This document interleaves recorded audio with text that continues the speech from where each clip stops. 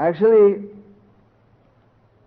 when I read here about the empowerment of Dhruva Maharaj,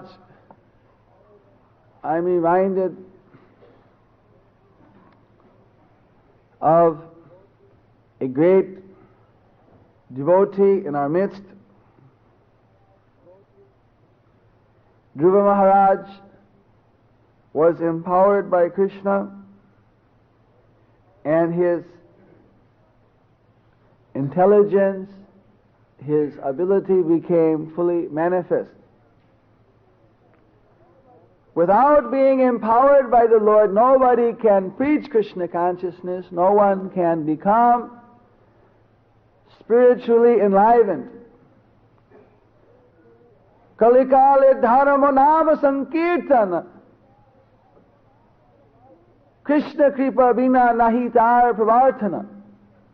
In this Kali Yuga, the only religion, the only path for spiritual life is Nama Sankirtan, Krishna Sankirtan, glorifying the holy name and fame of Sri Krishna. And unless someone gets the mercy of Krishna, he is not empowered to preach, to expand that Sankirtan movement. I was remembering how Srila Prabhupada, in his last few days and months, one day called us, and he was telling us how we had to prepare for carrying out the work which he had begun. He said, only half my work is finished. Other half is remaining, you must all finish.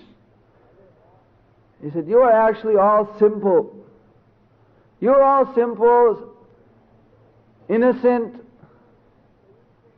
devotees, so you should combinedly work together to spread this Krishna conscious movement. He said, amongst you, only one person has got a little intelligence. That is Rameswar Swami.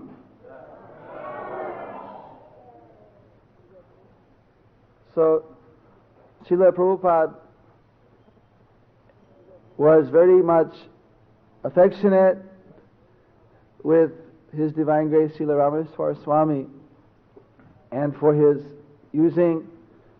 having intelligence to use and using it to spread this Sankirtan movement.